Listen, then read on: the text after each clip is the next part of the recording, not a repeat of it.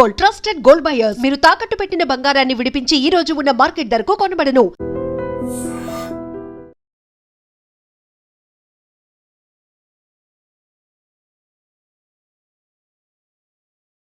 కొంచెం తోక జాడించినా సరే ప్రపంచ పటంలో లేకుండా చేస్తాం. ఆపరేషన్ సింధూర్ 2.0 ఏ క్షణమైనా జరగొచ్చు. ఆర్మీ చీఫ్, నేవీ చీఫ్, దీంతో పాటుగా రక్షణ శాఖ మంత్రి రాజ్నాథ్ సింగ్ చేసినటువంటి వ్యాఖ్యలు ఇవి. యాక్చువల్ గా ఆపరేషన్ సింధూర్ 2.0 ఎప్పుడు జరగబోతోంది, something big is going to happen అనేటువంటి మాట ఎందుకు వినిపిస్తోంది? మనతో పాటుగా ఉన్నారు సీనియర్ జర్నలిస్ట్ సురేష్ కొచ్చాతిల్ గారు. సార్ నమస్తే. పెద్ద చర్చ జరుగుతోంది సార్. ఆపరేషన్ సింధూర్ అయిపోయింది, ఇప్పుడు సింధూర్ 2.0 జరగబోతోంది. ఏ క్షణమైనా గెట్ రెడీ, బీ అలర్ట్ అనే మాటల్ని ఆర్మీ, నేవీ చీఫ్లు చెప్తున్నారు, ఎయిర్ ఫోర్స్ చీఫ్ కూడా అదే మాట చెప్తున్నారు. ఎందుకు సార్ ఇంత సడన్ గా ఎందుకని ఆ వాదన వస్తోంది, మాట వినిపిస్తోంది? యాక్చువల్లీ జరుగుతుందని వాళ్ళు చెప్పలేదు. జరిగింది ఏంటంటే, Upendra Dwivedi general army chief ఇంకా ఎయిర్ ఫోర్స్ చీఫ్ ఇద్దరు మాట్లాడినప్పుడు ఏం చెప్పారంటే, స్పెసిఫిక్లీ ప్లాన్ 2047 అన్న ఒక ప్లాన్ డెవలప్ చేశారు. దాంట్లో భాగంగానే ఏం జరగబోతుంది, ఎప్పుడు ఏం జరగబోతుంది అనేది చాలా క్లియర్గా డిఫైన్ చేశారు. ఈ జరిగిన ఆపరేషన్ సింధూర్లు కూడా ఆర్మీ చీఫ్ కానీ ఎయిర్ ఫోర్స్ చీఫ్ ఏం చెప్పారంటే, ఒక ఓపెన్ ఎండెడ్ ఆబ్జెక్టివ్ కాకుండా క్లోజ్డ్ ఎండ్ ఆబ్జెక్టివ్ పెట్టారు. అంటే యుద్ధం ఎప్పుడు మొదలు పెడతాము, యుద్ధం ఏ ఆబ్జెక్టివ్ చేరుకున్నప్పుడు బంద్ చేయాలనేది. ఇప్పుడు రష్యన్ యుక్రెయిన్ వార్ చూస్తున్నాం. రష్యా యుక్రెయిన్ వార్లో ఎండింగ్ లేదు, ఎవరికి తెలియదు ఎప్పుడు ఆగుతుందని. ఈవెన్ ఇజ్రాయెల్ గాజా జరుగుతున్న యుద్ధాలు కూడా టెక్నికల్ యుద్ధం అని చెప్పలేను, ఎందుకంటే ఒక సైడ్ టెర్రరిస్ట్ ఉన్నారు, ఇంకో సైడ్ ఒక ఆర్మీ, రెగ్యులర్ ఇజ్రాయలీ ఆర్మీ. కానీ మన రష్యా యుక్రెయిన్ అట్లా కాదు, ఇద్దరు మ్యాచింగ్ అవుతున్నారు. వాళ్ళ గవర్నమెంట్స్ ఉన్నాయి, రెండు దేశాలు ఉన్నాయి. అక్కడ చూడండి, ఇప్పుడు దాకా దాన్ని ఆపలేకపోయారు, ఎందుకంటే ఎండ్ ఆబ్జెక్టివ్ లేదు. ఏంటి, ఎందుకు మొదలైంది రష్యా యుక్రెయిన్ వార్ అంటే, యుక్రెయిన్ నేటోని తీసుకొచ్చి రష్యా పక్కన పెడదాం అనుకున్నారు. అంటే నేటో ఫోర్సెస్ని, నేటోలో చేరిపోతే మాకు కూడా ప్రొటెక్షన్ ఉంటుందని యుక్రెయిన్ అనుకున్నారు.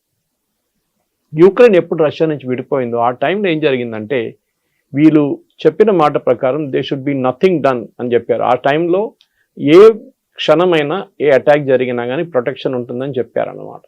కానీ అది కాదు ఇప్పుడు జరిగింది ఏంటంటే, రష్యా యుక్రెయిన్ వార్లో రష్యన్ టెరిటరీ, యుక్రెయిన్ దగ్గర ఉన్న రష్యన్ స్పీకింగ్ పాపులేషన్ అని చెప్పారన్నమాట. రష్యన్ స్పీకింగ్ పాపులేషన్లోనే ఇదంతా జరిగింది. రష్యన్ స్పీకింగ్ పాపులేషన్ని అక్కడ వెళ్ళి వాళ్ళు ఆక్రమించుకున్నారు. ఎందుకంటే మా వైపు వాళ్ళు ఉన్నారు, వాళ్ళ పాపులేషన్ మనం తీసుకోవాలని చెప్పి చేసిన పని అన్నది. కానీ ఇప్పుడు జరిగింది ఏంటి, ఫైనలీ అక్కడ యుద్ధం ఆగట్లేదు. నేటోని కలిసారా, నేటోలో చేరారా, లేదు యుక్రెయిన్. అదే టైంలో రష్యన్ స్పీకింగ్ పాపులేషన్ ఉన్న టెరిటరీస్, అది కంప్లీట్ బెలారూస్ నుంచి ఇటువైపు కంప్లీట్ రష్యా వైపు ఉన్న టెరిటరీస్ అన్ని రష్యా తీసుకున్నారు. బఫర్ జోన్ లాగా ఓపెన్ ఎండెడ్గా ఉండిపోయింది. రష్యా అంటున్నారు ఇంకా మేము ముందుకెళ్తాము, ఏ రోజు యుక్రెయిన్ వాళ్ళ డిమాండ్ తగ్గించి వాళ్ళు మా నెగోషియేటింగ్ టేబుల్కి వస్తారో మేము మాట్లాడుతూ ఏ టెరిటరీ మా దగ్గర ఉందో మేము ఆ టెరిటరీ మేము ఉంచుకుంటామన్నాం. ప్రెసిడెంట్ ట్రంప్ ట్రై చేశారు, ప్రైమ్ మినిస్టర్ మోదీ గారు మాట్లాడారు, చాలామంది ట్రై చేశారు, కానీ ఆ వార్ ఆగట్లేదు. కానీ మన ఆపరేషన్ సింధూర్ చూడండి, ఒక ఆబ్జెక్టివ్ ఏంటంటే, we will hit that terrorist camps. 21 terrorist camp identify చేస్తారు, 9 కొట్టాం. ఆబ్జెక్టివ్ అయిపోయింది. మేము అనుకున్నాం అయిపోతుంది, ఇంకా ముందుకు వెళ్ళదు అనుకున్నాం. దానికోసం army joint briefing, army and air force బ్రీఫింగ్లో కూడా with the ministry of external affairs చాలా క్లియర్గా చెప్పారు, మా ఆబ్జెక్టివ్స్ అయిపోయింది, మేము ఇంకా ఏం చేయట్లేదు, కానీ మీరు మళ్ళీ మమ్మల్ని వచ్చి కొడితే మేము మళ్ళీ రియాక్ట్ అవుతాం. అది జరిగింది. మళ్ళీ పాకిస్తాన్ మన వైపు వచ్చి ట్రై చేశారు, మనం మళ్ళీ రిటర్న్ కొట్టాము. ఓపెన్ ఎండెడ్ ఉండే, అది కాదు క్లోజ్డ్ ఎండ్ ఉండే. ఆబ్జెక్టివ్ ఏంటి, పాకిస్తాన్ మిలిటరీ ఇన్ఫ్రాస్ట్రక్చర్ని కొట్టాలని నెక్స్ట్ స్టెప్ ఉండే, అది కొట్టారు. ప్రెసిజన్ స్ట్రైక్ అని అనుకున్నారు, precision strike, and it was objective very clear, ఇది కొట్టాల్సింది, ఇది కొట్టేసిన తర్వాత మీరేం చేయకండి. ఇమ్మీడియట్గా మన కైరానా హిల్స్ కానివ్వండి, జకోబాబాద్ కానీ, వాళ్ళ సర్గోడా ఎయిర్ ఫోర్స్ బేస్ కొట్టినప్పుడు వాళ్ళు ఆటోమేటిక్లీ ఒక సరెండర్ ప్లాన్ మీద వచ్చేసారు. వాళ్ళు వీ వాంట్ సీజ్ ఫైర్ అన్నారు, టికెట్ అని చెప్పాం మనం. డీజీఎంఓ మాట్లాడుకున్నారు. దాని తర్వాత ట్రంప్ వచ్చి నేనే చేశాను చెప్పి, ట్రంప్ అసలు రోల్ లేకుండే, వాళ్ళ మినిస్ట్రీ, ట్రంప్ వాళ్ళ టీం మాట్లాడారు, అసీం మునీర్తో కానీ, ఇక్కడ ప్రైమ్ మినిస్టర్ మోదీతో మాట్లాడారు, అక్కడ అలా సివిలియన్ అడ్మినిస్ట్రేషన్తో మాట్లాడారు. సో మనది క్లోజ్ ఎండెడ్ కాన్ఫ్లిక్ట్ ఉండేది. అయిపోగానే మనం అనౌన్స్ చేస్తాం, okay we have nothing to do more, మా ఆబ్జెక్టివ్ రియలైజ్ అయిపోయింది, మాకేం కావాలని మేము కొట్టేసాం. ఫ్యూచర్ కాన్ఫ్లిక్ట్స్ ఏమి ఉండబోతుంది, దట్ ఈస్ వెరీ ఇంపార్టెంట్. అక్కడే వస్తుంది ప్లాన్ అంతా. ఇప్పుడు సర్ క్రీక్ కి సంబంధించి వాళ్ళు తీసుకున్నటువంటి ఒక చర్యలు, అక్కడ వైమానిక స్థావరాలను కావచ్చు, లేకుంటే వాళ్ళ రక్షణ స్థావరాలను ఏర్పాటు చేస్తున్నారు, అందువల్లే అలర్ట్ గా ఉండాల్సిన అవసరం ఉంది అనేది ఒక మాట రాజ్నాథ్ సింగ్ చెప్తున్నారు.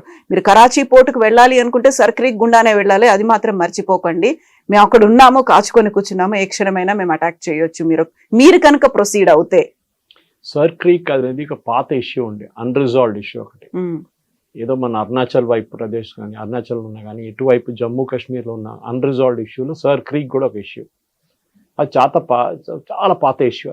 దాంట్లో నెగోసియేషన్ జరిగింది ఇండియా పాకిస్తాన్కి, థర్డ్ పార్టీ మీడియేషన్ కూడా చేశారు.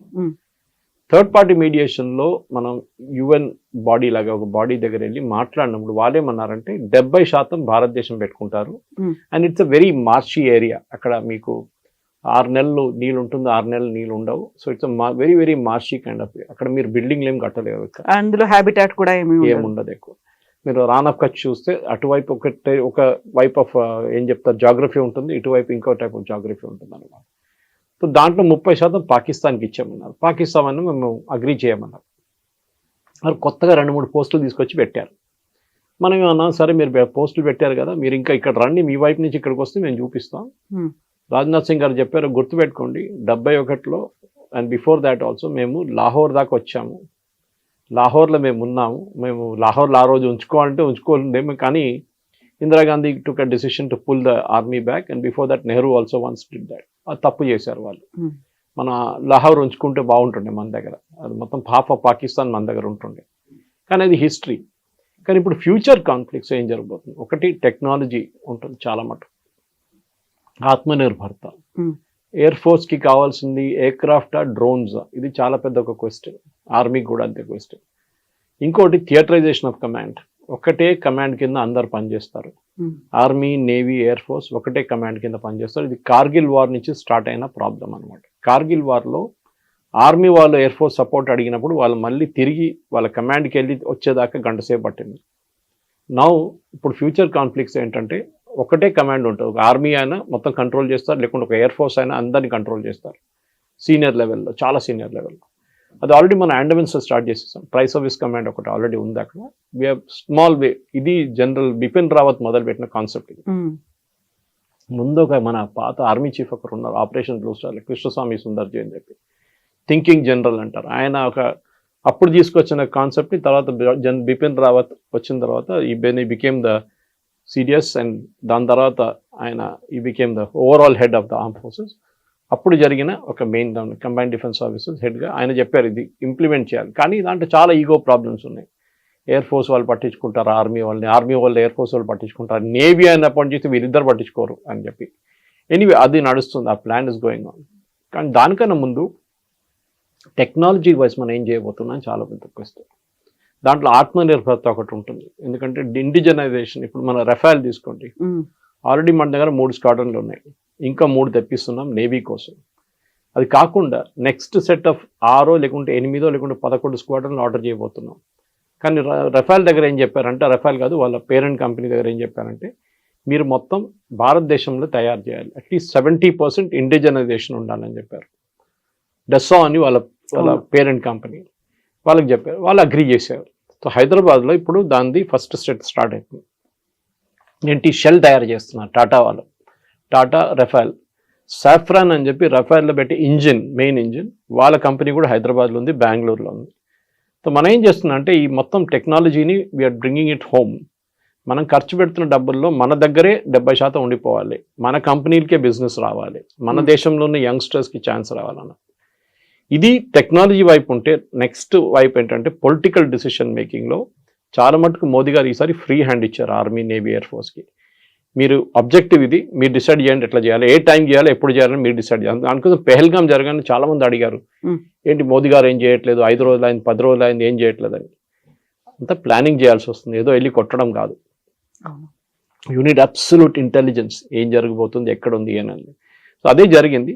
And what your seen is a result మనం చూసాం. ఆపరేషన్ సింధూర్ది చాలా ప్రిసైజ్గా కొట్టాం మనం. అది నెక్స్ట్ ఫ్యూచర్ వార్స్లో 2047 ప్లాన్ ప్రకారం అది కూడా షార్ట్ వార్స్ ఉంటుంది, చిన్న చిన్న బర్స్ట్లో 3 రోజులు 4 రోజులు ఉంటుంది అని క్యాల్కులేట్ చేస్తున్నారు. ఎందుకంటే దానికన్నా ఎక్కువ పాకిస్తాన్ డ్రాగ్ చేయలేరు. పాకిస్తాన్ ఒక యుద్ధం చాలా రోజులు నడిపేయలేరు. మనం బంగ్లాదేశ్ వైపు చూసాం, ఈస్ట్ పాకిస్తాన్లో కాకుండా మనం 65లో చూసాం, 68 చూసాం. So we seen different. పాకిస్తాన్తో జరిగిన చాలా మటుకు వార్ 71లో కూడా వాళ్ళ దగ్గర స్టేయింగ్ కెపాసిటీ లేదు ఎక్కువ. చిన్న దేశం, చిన్నదంటే ప్రతి బిగ్, బట్ వాళ్ళ దగ్గర స్టేయింగ్ కెపాసిటీ లేదు. సరే యుఎస్ నుంచి ఆయుధాలు తీసుకుంటే ఆయుధాలు తీసుకోవచ్చు, బండి కొనొచ్చు, డ్రైవింగ్ చేయాలి కదా ఎవరైనా, అది ప్రాబ్లం అని అయిపోయింది. చైనీస్ దగ్గర నుంచి ఎయిర్క్రాఫ్ట్ తీసుకున్నారు, అది ఇప్పుడు బాగా పనిచేయట్లేదు, దాని ఇంజిన్స్ పోయింది అంటున్నారు.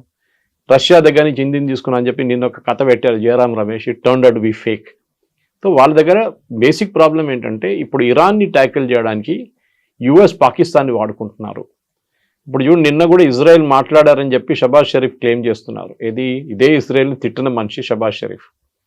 గాజాలు అది నడుస్తుంది, ఇది నడుస్తుంది. ఎందుకంటే ఇజ్రాయెల్కి ఇరాన్ని కొట్టాలి, వాళ్ళ ఏం అది.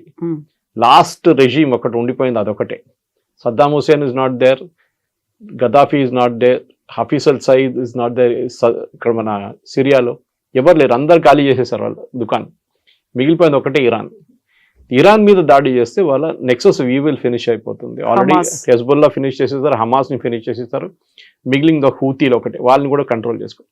సో భారతదేశం వైపు నుంచి మన స్ట్రాటజీ ఏంటంటే టెక్నాలజీ వైజ్ మనం రెడీ ఉండాలి. ఇంకోటి, వార్ అనేది క్విక్ రియాక్షన్ టైం ఉండాలి. అంటే మనం ప్లాన్ చేసి మనకు 10 రోజులు 20 రోజులు దొరకపోవచ్చు ఫ్యూచర్లో.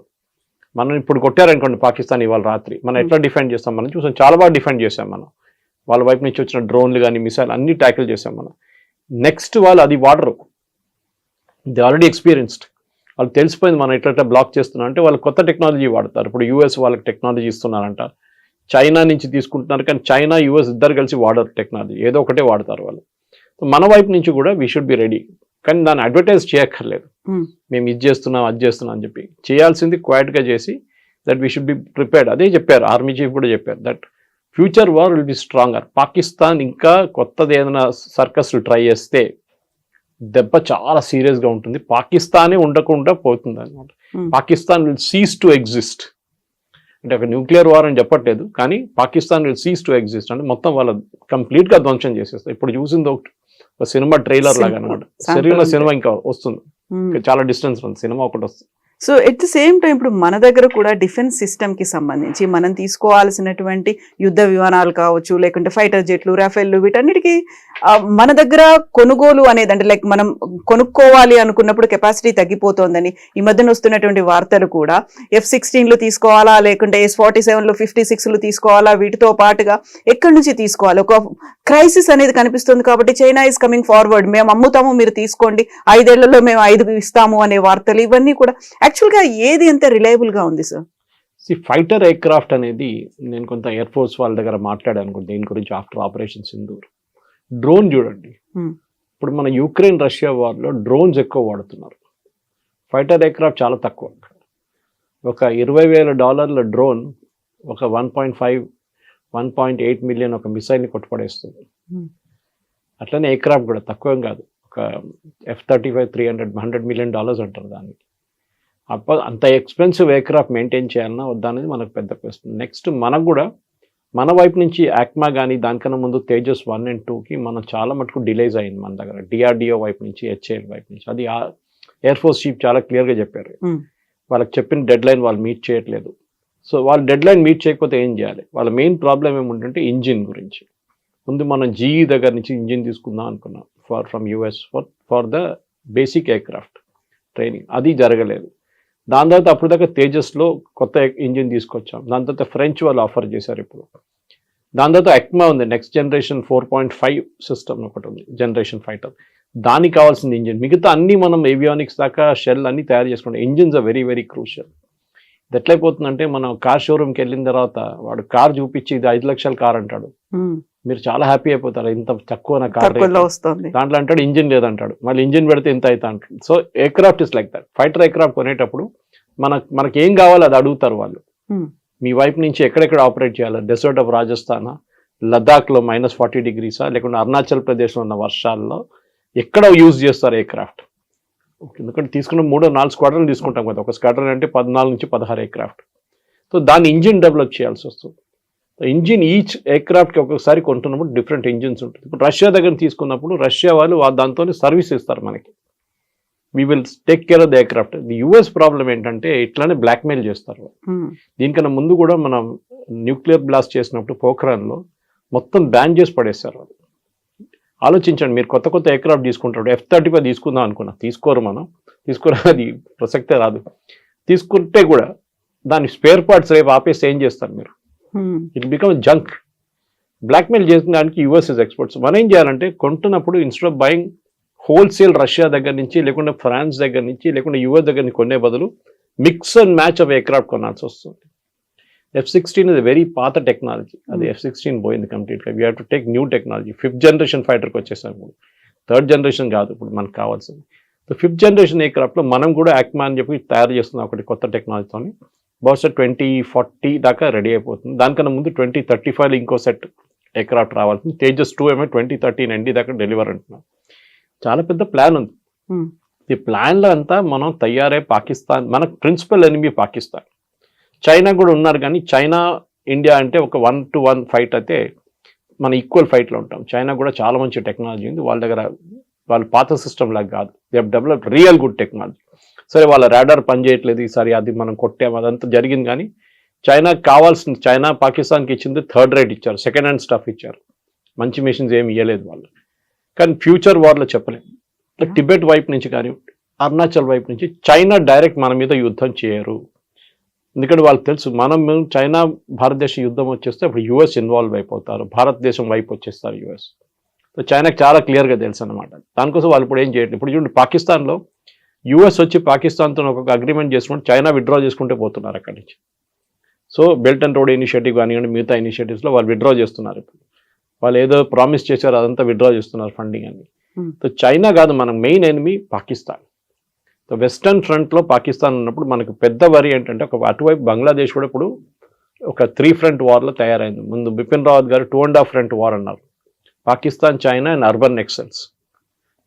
అది అర్బన్ నెక్సల్స్ని ఇప్పుడు మొత్తం ఆల్మోస్ట్ ఫినిష్ చేసేసాం. ఇప్పుడు మన దగ్గర ఉన్నది పాకిస్తాన్, చైనా, బంగ్లాదేశ్. ఈ Bangladesh is a big worry because Pakistan వాళ్ళ ఎయిర్క్రాఫ్ట్ తీసుకొచ్చి అక్కడ పెట్టి రేపు అక్కడున్న బేస్ నుంచి వాడుకుంటే then it becomes a problem. Hashimara కానీ మిగతా ఎయిర్ ఫోర్స్ బాగ్డోగ్రా కొట్టాలంటే they have to hit from Bangladesh ఉంది. సో అది లేకుంటే మొత్తం ఓవర్ఫ్లై చేసి రాలేరు వాళ్ళు. సో మెయిన్గా ఏంటంటే స్ట్రాటజీ వైజ్ కమాండర్స్ కాన్ఫరెన్స్లో కూడా అదే డిసైడ్ చేశారు. ఫ్యూచర్ వార్ఫేర్ అనేది పాత వార్ఫేర్ లాగా కాదు. పెద్ద పెద్ద ట్యాంకులు, ఒక 400 మంది పరిగెత్తుకుంటూ పోతున్నారు, లేకుంటే వేలాది మంది పరిగెత్తుకుంటూ పోతున్నారు తుపాకీలు తీసుకొని, అది తీసుకొని, ఇది తీసుకొని. Doesn't work like that. Modern వార్ఫేర్లో మీరు ఇప్పుడు రష్యా యుక్రెయిన్ వార్ చూడండి, ఎక్కువ సోల్జర్స్ కనిపించారు. చాలా మంది చనిపోయారు, 1,00,000 మంది ఇటువైపు అటువైపు చనిపోయారు. సో దే హ్యావ్ రియలైజ్ అదే అక్కర్లేదు, ఎక్కడో కూర్చొని ఒక డ్రోన్ కొడితే అది అక్కడ వెళ్ళి పడిపోతుంది, దాన్ని డ్యామేజ్ చేయాల్సింది చేసేస్తుంది. And we have seen that nuclear command ఎయిర్క్రాఫ్ట్ని కొట్టారు యుక్రెయిన్. రష్యా టెరిటరీలో 3,000 కిలోమీటర్లు నడిపించుకుంటూ పోయి బండి తీసుకెళ్ళి తెలియకుండా అక్కడి నుంచి వాళ్ళు రిమోట్లీ లాంచ్ చేశారు డ్రోన్స్. చాలా డ్యామేజ్ జరిగింది రష్యాకి. సో ఫ్యూచర్ ఆఫ్ వార్ఫేర్ అనేది పాకిస్తాన్తో జరిగితే పాకిస్తాన్ మనం ఎప్పుడు never under estimate your enemy అంటారు. చాణక్య కూడా అదే అన్నారు, నెవర్ అండర్ ఎస్టిమేట్. పాకిస్తాన్లో ఏముండదు అది కాదు, వాళ్ళు ఎక్కడి నుంచో తెచ్చుకుంటారు, ఏదైనా అడుక్కొని తెచ్చుకుంటారు వాళ్ళు. Turkey is a big problem. మనం టర్కీని ఎప్పుడు మనం సీరియస్గా తీసుకుంటలేము. డ్రోన్ టెక్నాలజీలో Turkey is really good. North Korea వైపు నుంచి మిసైల్స్ తెచ్చుకుంటారు వీళ్ళు. సో మనం ఎప్పుడైనా పాకిస్తాన్తో డీల్ చేస్తున్నప్పుడు మనం వాళ్ళ మీద కంప్లీట్ 100% నిఘా ఉండాల్సింది. మనకి వాళ్ళు ఏం చేయబోతున్నారు, ఎప్పుడు ఏం చేస్తున్నారు అని చాలా క్లారిటీ ఉండాలి. దానికోసం ఈ డాక్టరీని తయారు చేసినప్పుడు 2047 ప్రాజెక్ట్లో we will deal with Pakistan. కానీ మన మీద నెక్స్ట్ టైం ఇట్లాంటి ఏమైనా దాడి చేస్తే దానికి ఫస్ట్ పెహల్గాం జరగాలి కదా. పెహల్గాం జరుగుతున్నా మనం చెప్పాం ఆపరేషన్ సింధూర్ పాస్ట్లో ఉంది, ఆపలేదు. So we can pass button మళ్ళీ ప్రెస్ చేస్తే మళ్ళీ పాట మొదలవుతుంది. So that is what Pakistan చాలా క్లియర్గా తెలుసు అనమాట. టెర్రరిస్ట్ అటాక్ నడుస్తుంటుంది జమ్మూ కాశ్మీర్లో, అది it's a part and parcel of life. కానీ మన సివిలియన్స్ మీద మీరు దాడి చేస్తే then operation Sindoor 2.0 will start. మనం ఈ చెప్పిన దాని ప్రకారం షార్ట్ అండ్ స్వీట్ వార్ ఉంటుంది. అది ఒకటే దాంట్లో కొట్టేసి 2 రోజుల తర్వాత చేతులన్నీ దులిపేసి మనం వచ్చేస్తాం, అయిపోతుంది, కథం అయిపోయింది. ఎగ్జాక్ట్లీ. సో ఇదే మాటని వాయుసేన చీఫ్ అమర్ప్రీత్ కూడా అదే మాట చెప్తున్నారు. లాంగెస్ట్ కిల్ చేశాము, ఇప్పటిదాకా జరగనంత 300 కిలోమీటర్స్ ముందుకు చొచ్చుకొని పోయి చేశాము. గతంలో చూపించినటువంటి సహనం, సంయమనం అనేది ఇప్పుడు మాకు కనిపించదు. మీరు ఎలా ఉంటారో అంతకు మించి మేము యాక్ట్ చేయబోతున్నాము అనుకున్నప్పుడు సైలెంట్ గా అయితే ఉంటుందంటారా? లైక్ పాకిస్తాన్ ఇప్పుడు ఒక వార్నింగ్ అయితే మనం ఇచ్చాం, మీరు ఏదో చేయబోతున్నారు, మేము వార్నింగ్ ఇస్తున్నాము అనేది. సైలెంట్ గా ఉంటుందా, వాళ్ళు ఏదో చేయబోస్తారు అనేది అలా పాకిస్తాన్ ఆలోచన స్ట్రాటజీ ఉంటుందంటారా ఇప్పటిదాకా చూస్తే? పాకిస్తాన్ ఒక ఫెయిల్డ్ నేషన్ అండి. Economically failed, militarily failed. ఎన్ని యుద్ధాలు ఓడిపోయారు భారతదేశంతో. 71 వాజ్ అల్టిమేట్ హ్యూమిలియేషన్. ఢాకాలో సరెండర్ చేయాల్సి వచ్చింది. బాకీ పెట్టి general Niazi had to surrender. That అంతకన్నా పెద్ద ఇన్సల్ట్ ఒక ఆర్మీ, ఒక సోల్జర్కి కానీ ఒక జనరల్కి ఎప్పుడు ఉండదు సరెండర్ చేయడం అనేది. పాకిస్తాన్ మన మీద దాడి చేయడం కన్నా ఎక్కువ వాళ్ళ దగ్గర ఇప్పుడున్న ఫారిన్ ఎక్స్చేంజ్ రిజర్వ్ చూస్తే డబ్బులు అస్సలు లేదు. కానీ యూఎస్ ఇప్పుడు సహాయం చేస్తున్నారు. ఎందుకు? ఒకటి, ట్రంప్ వాళ్ళ ఫ్యామిలీని హెల్ప్ చేశారు. వాళ్ళ క్రిప్టో కరెన్సీ, వాళ్ళ డీల్స్లో వాళ్ళ కొడుకు చేస్తున్న బిజినెస్ని వాళ్ళు నడిపిస్తున్నారు. పాకిస్తాన్ చాలా మటుకు పాకిస్తాన్ జనరల్స్ డబ్బులు పెట్టారు దాంట్లో. అది కాకుండా సెకండ్ థింగ్ ఇది వాళ్ళ రేర్ ఎర్త్స్. అది బలూచిస్తాన్ కానివ్వండి, ఖైబర్ పఖ్తూన్ ఏరియాలో రేర్ ఎర్త్స్ చాలా ఉంది. టంగ్స్టన్ కానీ, పెలేడియం కానీ చాలా మటుకు రేర్ ఎర్త్స్ ఉంది అక్కడ. ఇదంతా క్వార్ట్స్, ఇదంతా తీయాలంటే అమెరికన్ టెక్నాలజీ కావాల్సి వస్తుంది. పాకిస్తాన్ దగ్గర లేదు. సో పాకిస్తాన్ ఇచ్చేశారు. ఆలోచించండి, వైట్ హౌస్కి ఒక డబ్బా తీసుకెళ్లారు వాళ్ళు, స్వీట్ డబ్బా లాగా డబ్బా తీసుకెళ్ళి ఓపెన్ చేసి జనరల్ మునీర్ ఇస్ షోయింగ్, ఇది మా దగ్గర ఇదన్నీ ఉన్నాయండి, అక్కడ ఇన్ని రకాలు ఉన్నాయి, మీరు వచ్చి తీసుకోండి అని చెప్పి, మాకు ఇంత డబ్బులు ఇచ్చేసేయండి, మీరు తీసుకెళ్ళిపోండి అని. ఆ డబ్బుల్లో 30% ఆర్మీ వాళ్ళకి వెళ్ళిపోతుంది. వాళ్ళు లండన్లో ఇల్లు కొనుక్కుంటారు, వాళ్ళ పిల్లల ఎడ్యుకేషన్ సెటిల్ అయిపోతారు అందరూ. పాకిస్తాన్ ఆర్మీ వాళ్ళు అందరూ రిటైర్ అయినాక they will settle in London. వాళ్ళ ఒక పెద్ద బంగ్లా తీసుకుంటారు, అక్కడ సెటిల్ అయిపోతారు వాళ్ళు. కానీ భారతదేశం మీద చేయబోయే దాడిలో ఇక్కడ ప్రాబ్లం ఎక్కడ వస్తుందంటే, రేపు బలూచిస్తాన్ ఇప్పుడు దాకా Baloch army was upper hand, liberation army. ఇప్పుడు యూఎస్ ఏం చేశారు, అక్కడ వాళ్ళకి తవ్వాలని చెప్పేసి వాళ్ళని టెర్రరిస్ట్ గ్రూప్గా డిక్లేర్ చేశారు. సేమ్ విత్ ఖైబర్ పఖ్తూన్ వాళ్ళ మొన్న బాంబింగ్ చేశారు. పాకిస్తాన్ ఎయిర్ ఫోర్స్ వాళ్ళ సివిలియన్స్ మీదే బాంబింగ్ చేశారు. ఈ రెండు ఐసోలేటెడ్ ఇన్సిడెంట్గా చూడకుండా మనం చూస్తే క్లియర్గా పాకిస్తాన్ ఇప్పుడు యుఎస్తో కలిసి వాళ్ళ యుఎస్కి కావాల్సిన ఏం కావాలని ఇచ్చేస్తున్నారు, మమ్మల్ని కాపాడుకోండి అని చెప్పేసి.